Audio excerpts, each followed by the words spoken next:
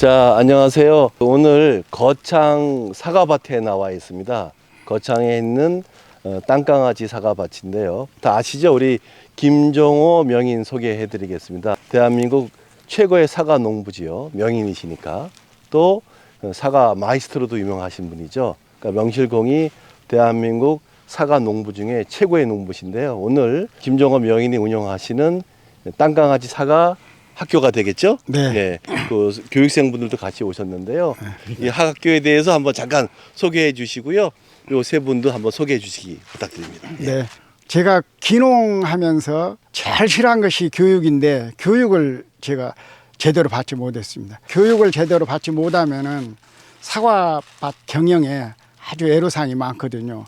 특히 병해충 방제라든가 사과 본연의 맛 그리고 또 예쁜 색깔 그런 것들이 사과 재배하는 과정에서 다 이렇게 형성되는데 교육을 통해서 그런 걸 받지 못하다 보니까 농사 짓는데 애로사항이 많았습니다. 그래서 제가 가지고 있는 경험과 배운 지식 그걸 가지고 이제 새로 시작하는 사과 재배 농가들한테 그분들이 쉽게 농사 짓는데 도움이 될 수 있을까 해서 사과 학교를 운영하게 되어 있습니다.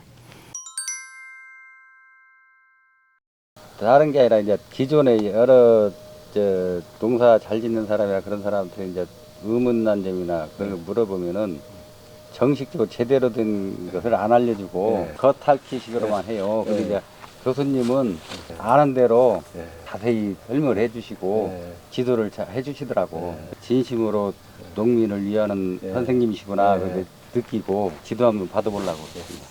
이게 농법이에요. 사과가 뭐 70가지면은 농법도 70가지래요. 그러니까 이 사람 얘기하면은 이렇게 하라고, 저 사람 얘기하면은 저렇게 하라고. 도무지 감이 안 잡히가 기술센터로 가고 사과 연구소도 가고 그러다가 이제 저기 사과 학교를 가게 소개를 받게 돼요. 교수님의. 네. 이영진 사장님은 제가 거창농업기술센터에 강의를 가서 이제 만나게 되었습니다. 그때가 작년 이제 7월이었었는데 처음 만났을 때가 제가 처음 질문이 사과나무가 몇 년 됐어요. 그런 질문을 드렸더니 7년 됐다고 그랬습니다. 그러면 7년 동안 수입은 어떻게 하셨어요? 그랬는데 작년까지 한 번도 사과농사 지어가지고 팔아보지를 못했다는 대답을 듣고 7년 동안 한 번도 사과를 못 파셨으면 왜 원인이 뭘까요? 그랬더니 탄저 피해 때문에 못 봤다고. 그래서 그 다음날 바로 이 농장을 찾아왔었거든요. 와서 농장의 문제점 그리고 당장 시급한 그런 것들을 이렇게 이제 가르쳐 드리고 그랬더니 작년에 늦게 만났지만 매출이 2,800만 원 수익을 봤거든요. 그래서 내가 이제 작년에 그때 얘기를 했어요. 2022년도에는 수확량도 배로 늘고 수익도 한 6천만 원 될 것입니다. 그랬더니 금년에 이제 이렇게 팔았는데 거의 수확량도 배 가까이 되고 수익도 그 정도로 이렇게 예상하고 있거든요. 또 내가 그랬어요. 23년도에는 1억이 될 겁니다. 수입이. 그랬더니 사모님 깜짝 놀라시면서 아니 남들 사과농사 지어서 1억 매출 올린다는 이야기는 듣기는 들었는데 우리가 1억을 올린다고 생각하니까 꿈 같다고 얘기하시거든요. 그런데 제가 보기에는 아주 가능해요. 그렇죠. 선생님 말씀만 잘 들으면. 네. 그렇죠? 네, 그렇습니다. 우리 땅강아지 사과학교 여기서 또 우리 김정희 명인께서요. 정말 오늘 특별한 사과 재배 노하우를 여러분들한테 보이실 건데요. 오늘 그 김종호 명인의 농법에 대해서 여러분들한테 소개해 드릴까 하거든요. 잠깐 자리를 저쪽으로 옮기실까요? 네. 네.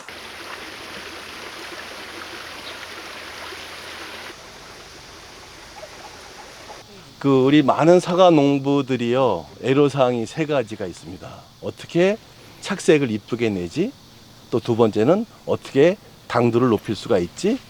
또 어떻게 하면 시장에서 원하는 사과의 크기를 또 조절할 수 있지? 요 세 가지 농법에 대해서 우리 김종호 명인님을 모시고 말씀 듣도록 하겠습니다. 제가 이렇게 30년 넘게 사과 나무 하나만 보고 농사를 지면서 이제 생각한 게 사과나무 생육에 맞는 농사를 지으면 색깔, 크기, 맛 이건 스스로 우리가 만들 수 있겠다 하는 자신감이 생겼거든요. 그래서 이제 제가 기존의 일반 농법하고 다른 게 첫째는 시비 방법이 다릅니다. 시비를 양을 많이 한다는 게 아니라 시비하는 그 시점이 다르고 그 다음에 이렇게 우리가 농사짓기 쉽도록 사과나무 모양을 만드는 우리는 이제 전지라고 그러는데 전지하는 그 시기가 다르고 그 다음에 사과 맛을 내고 빛깔을 내는 것은 사과나무가 생육하는데 16가지 원소가 필요한데 그 16가지 원소 중에 맛을 내고 색깔을 내는 그 원소를 사과에 이렇게 투입을 해야 되는데 그 투입하는 시기에 따라서 효과가 다르고 그래서 그런 것들을 가장 생육에 맞는 조건에서 가장 효과가 잘 나오는 그런 시점을 찾아서 이제 저희가 하고 있고 그 다음에 사과 크기를 내가 말씀드리면은 사과는 시장에 나가면 똑같은 가격을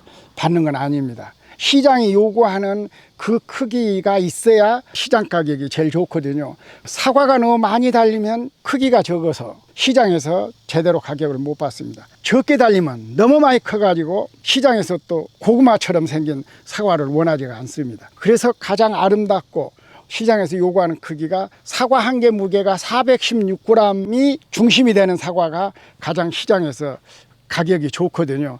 거기에 이제 맞는 사과를 생산하려면은 많이 달렸는가 적게 달렸는가를 사과나무 능력에 맞춰서 이렇게 파악하는 것이 좋습니다.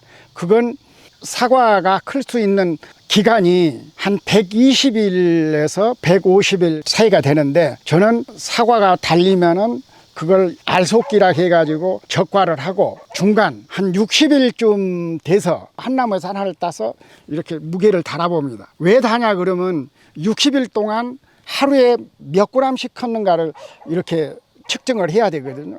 그래서 60일 동안 하루에 5g 컸다.